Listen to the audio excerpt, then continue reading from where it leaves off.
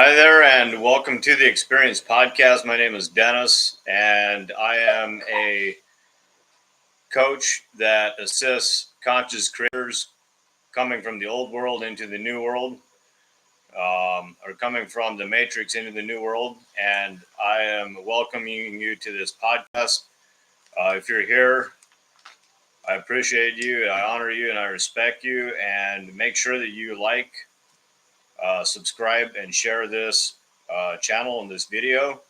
And also make sure that you check out all the events that are going to be in the description, as well as there will be a donation link in the description as well, to where you can donate to the channel, and not only to the channel, but to the co-creation of this new earth and this new way of being that we're creating in this moment.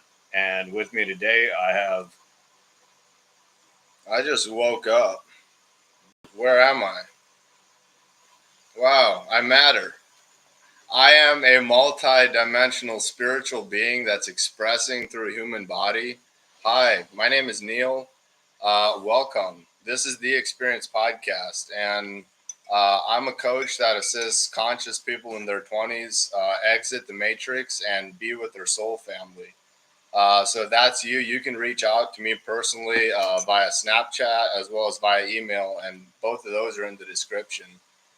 Uh, Additionally, every Monday at 5 o'clock p.m. Central Standard Time, I host the Natural Balance Masterclass, which is a masterclass where we express our natural balance that exists in our hearts. And if you're showing up there, show up expecting to grow. And what I can promise you is broken expectations, a space of love, and transformation. So that's every Monday at 5 o'clock p.m. Central Standard Time. And with this video in this moment, this is a fun ride. And this is a fun ride in the aspect of communicating about loving oneself. So, initially, from loving oneself, I asked the question, what is the self? Who is the thing that I'm loving? Well, the truth is we're all one. So I can only ever love myself, and I can do that by loving other people, which are aspects of myself. When you hear this concept, Dennis, of the self, what is the self to you? And when we love ourself, who's the one loving, and who's the self receiving the love of the one loving?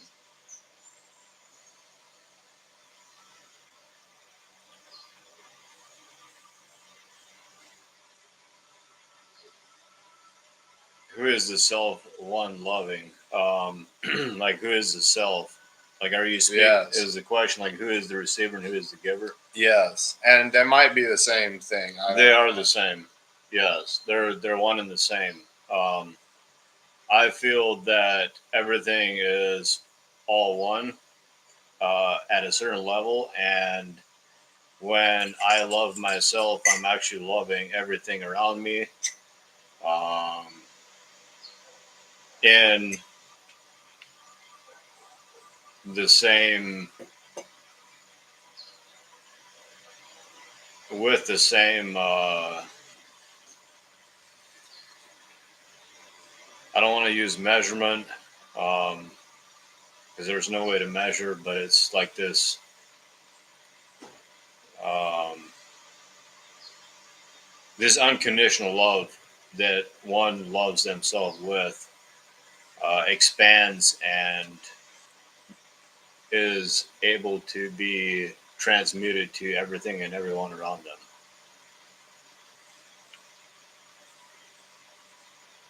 Because love is all that there is. What do you hear? Like, what do you, when you ask that question to yourself? Well, I know that we're all one. Like, I have a knowing. I don't even question if we're all one. Like, I know it. And I know it because I've experienced it. I've felt it. It's something tangible that I've felt, and there's emotion that goes with it. And the emotion is unconditional love. It's infinite connection.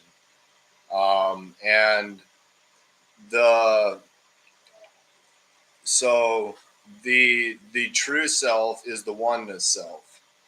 The Our ideal selves are the ego, and there our identity and our physical body, and anything we identify with is typically this egoic construction that it's also what we want the world to see us as, and it's what we present to the world. So when you get home, you might like turn off your ideal self, and then you're like home with your family. But when you're out in the world, you have this performance, this way of showing up of even just wearing a smile when you don't feel happy because you're out in public, and you feel that's what would have those people like you, or um, that is what the ideal self is. And what the real self is the emotional self. It's the self that it's when we drop the fake smile, and we're feeling like shit, and then we just feel like shit. We're like, I'm actually feeling like shit right now. Like I'm not gonna smile. Like like fuck off. Like that's the real self. That's like what we actually feel like. That's underneath this fake smile. So it's the emotional self. And then the true self is the oneness self. And when I'm speaking to loving oneself, the the the one giving the love is you, and the one receiving the love is you on the true self level. On the real self level, that is maybe the case. I don't know exactly, but on the ideal self level, that's definitely not the case.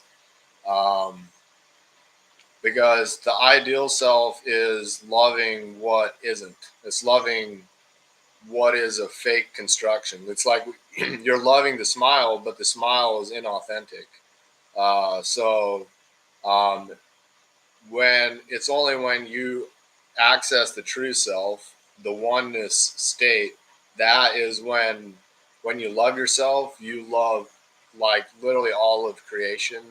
And as you love all of creation, you remember that in loving this leaf, and in loving and holding this plant, in massaging this soil, and interacting with earth and with nature, and with sitting in a chair, and feeling the chair and loving the purpose of the chair. Like this chair has a purpose in life, and loving it, and knowing that as I love the plant, as I love the soil, as I love this chair, I'm loving myself because I am that too, as the true self.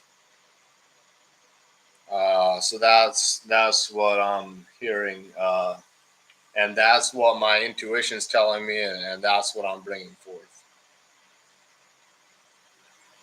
Um, this this ties into I spoke to about how when you have a fake smile, but you actually feel like shit. The reason you wear the fake smile is because you're judging that you're feeling like shit. So you're like, I'm judging right now, and because I'm judging myself, when I look at other people, I see them judging me. So what am I gonna do? I'm gonna wear a fake smile. Uh, that way they don't judge me.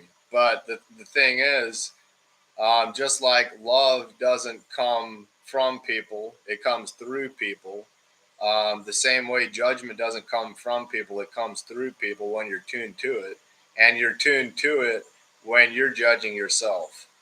So another aspect of loving oneself is, so all right, I feel like shit, and I don't judge that. Like, all right, so like I feel like shit. All right, I'm feeling like shit. I'm gonna wear a frown. I'm gonna do shitty things.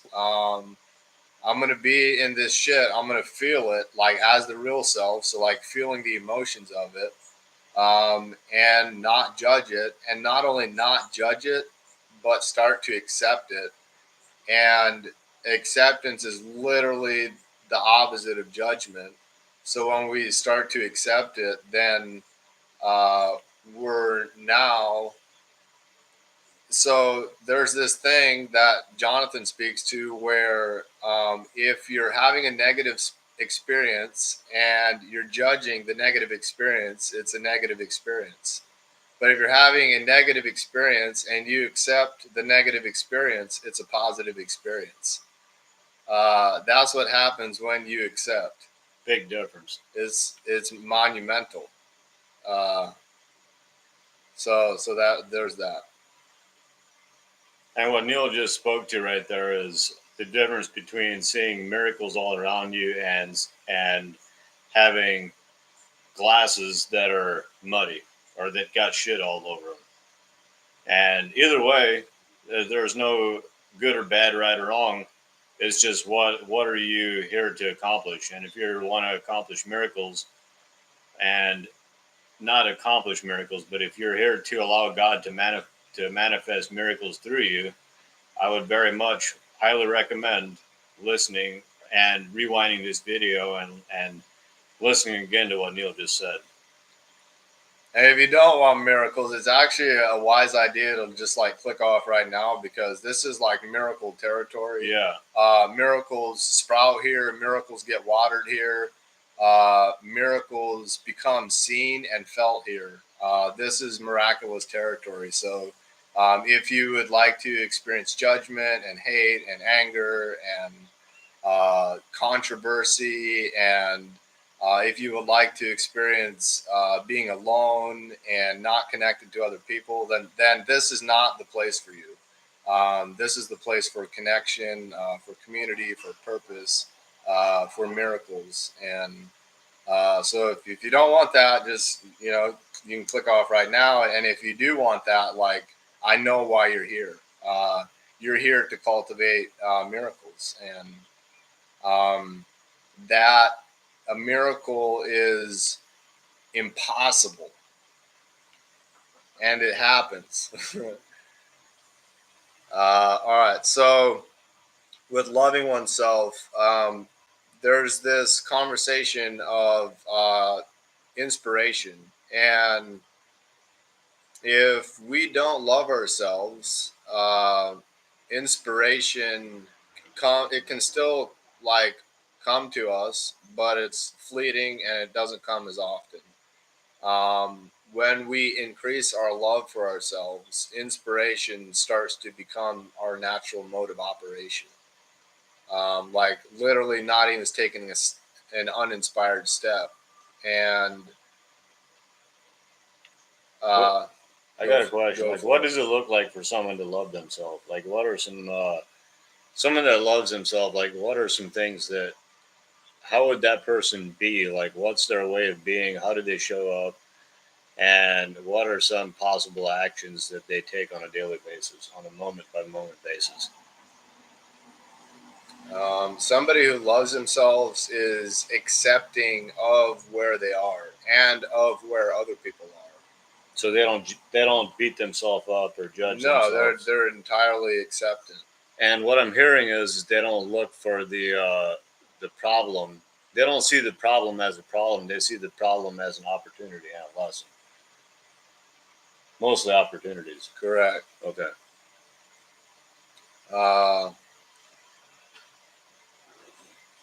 And like, what was the question again? Like, how does a person that loves themselves show up? What is their way of being? And what are some possible action steps that a being like that would take? Yes. When you love yourself, there's no action to be taken. And this ties into natural balance, the masterclass I was talking about, because when you don't do anything, what's left is natural balance. What's left is love. And so when you love yourself, that's what happens when you're not doing. We do to keep ourselves distracted from loving ourselves. And very likely when we're doing so, at least for me in my past, I was doing in a whoring way and from a place of not being whole and complete. I was actually doing it to get something. And when we come from a place of we're a child of God and we're a king, there is, like Neal said, there's nothing to do. Yes, and it's a state of being, and you spoke to this. It's what happens when you don't do anything. It's our natural state, and with this concept of not doing anything, once you love yourself, you're literally just being and emanating the love, and then you might do something, but you don't need to do the thing to experience love. You're already experiencing love, and then you're like, well, love would have me do this thing, so I'm going to do this thing that love would have me do. Which brings me to my next point, which is how one loves oneself is to ask the question, what would love have me do here? And asking it as often, uh, like multiple times a day. And I want to ask you, Dennis, did I answer your question of how one loves oneself? Yes. Yeah, and what I'm speaking to, the point that I said, is it's another aspect of a person who loves themselves would ask themselves the high quality question of, what would love have me do here? And then actually listen. So, with inspiration, uh, it comes as you begin to cultivate loving yourself. And inspiration is something that you can have too much of. And what this looks like is overworking. It looks like doing to the point of exhaustion, and you're like you're physically tired in your body, and you're like, well, I'm inspired, so like my body doesn't need sleep. Like I feel this energy, and then at some point, if this continues, like you're like all inspired, going about your projects and your ideas and your conversations and your interaction with people, and you're on purpose and you're like really inspired, and your physical body is tired, and at some point you're like literally exhausted, and you're like I'm inspired, and it's like, well, tell that to your body, because your body is not reflecting the inspiration that you're saying is within you. And so having in, inspiration to the point of not resting and actually taking care of ourselves uh, is not loving oneself. And if we love oneself, we would, um, with that inspiration, also implement self care, getting enough sleep, eating healthy foods, um, noticing like when we want to meditate, noticing what we love and expressing what we love. And in doing so, balancing the inspiration and balancing it with self care and with loving oneself and actually implementing those practices. And then with inspiration, um, like for me personally, when I don't have inspiration, I don't care about anything. I don't care about life. I don't care about my life. I don't care about my physical body. I don't care about other people. Without inspiration, and I'm going to marry enthusiasm with inspiration here. So I'm now calling inspiration and enthusiasm two different words pointing towards the same energy.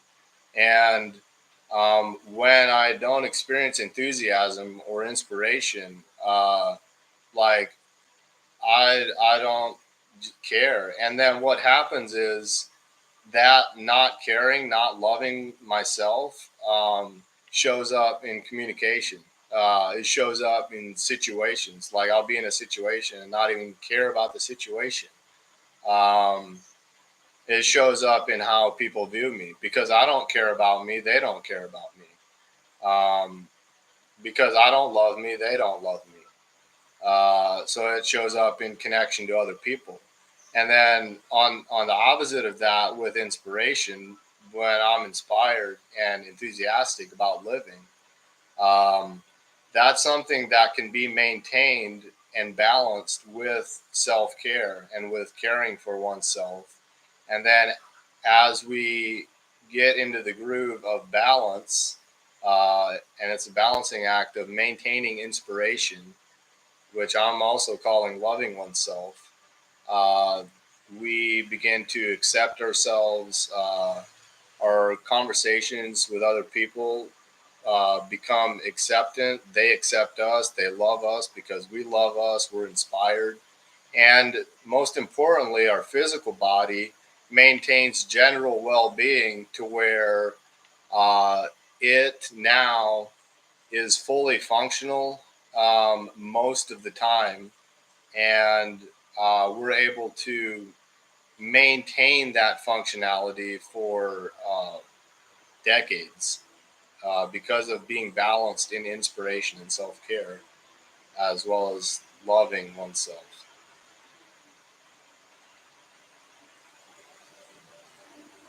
What'd you hear, Dennis?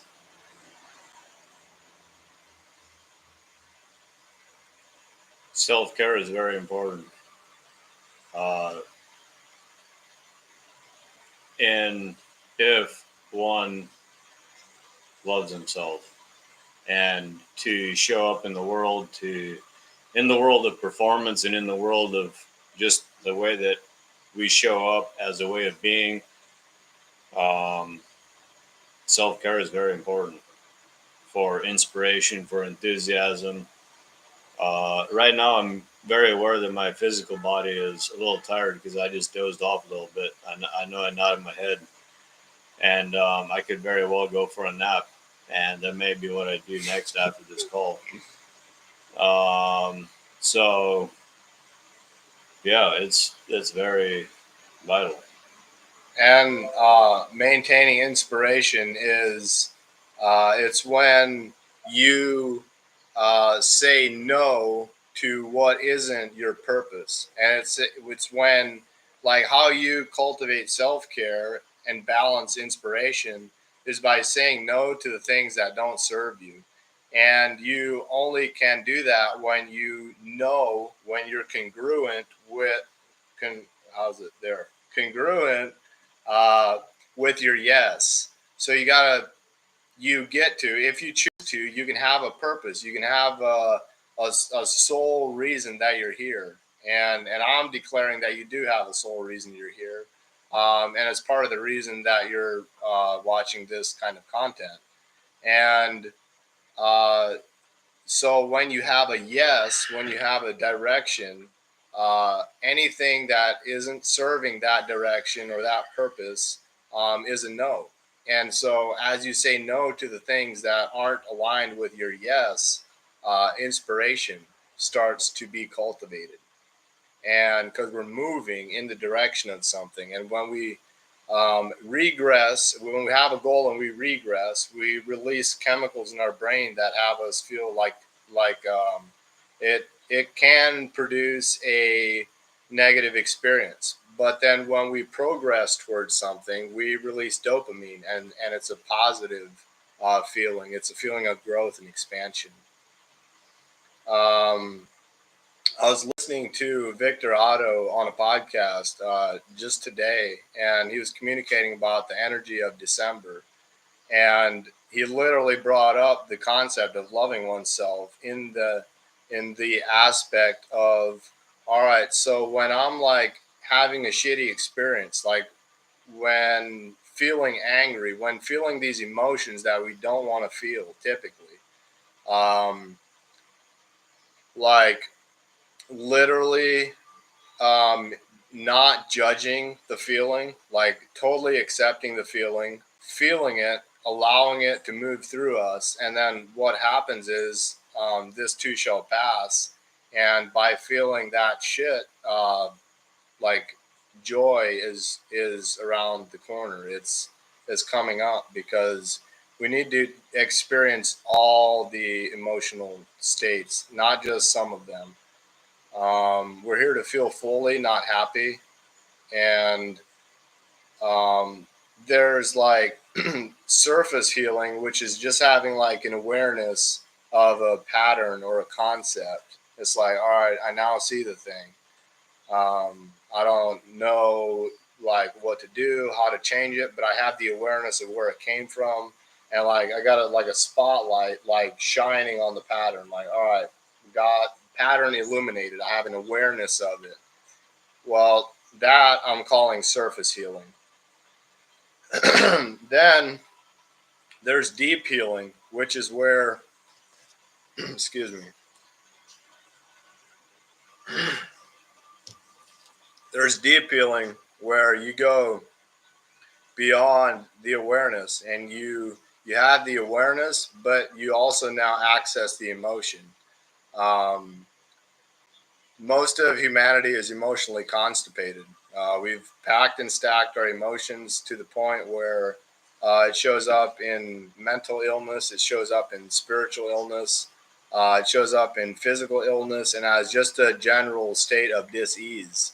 And when we access our feelings and when we feel our feelings, what happens is that we experience deep healing. And as a result of this deep healing of feeling our feelings, it has an effect on our spirituality. It has an effect on our mental, our brain. It has an effect on our physical body. You can literally transmute cancer because anger is cancer. Cancer is anger turned inwards. So you can, if you transmute your anger, you can literally heal cancer in our bodies and go from dis-ease to ease simply by feeling fully and deep healing with professionals. And ultimately, we are the professionals, and our bodies and our soul design and our God purpose has designed us in a way that we naturally heal, but often we resist that healing. And when we surrender to that healing, the healing naturally occurs. I'm complete. Do you got anything to share, Dennis? No, I feel complete. I love you. Be sure and touch that subscribe and like this video and share it. Uh, Comment if you experienced a shift in perspective and what that shift in perspective in particular was. And I love you. You could have been anywhere doing anything. You can be anywhere doing anything, and you're here. Thank you. Thank you. Thank you. Peace.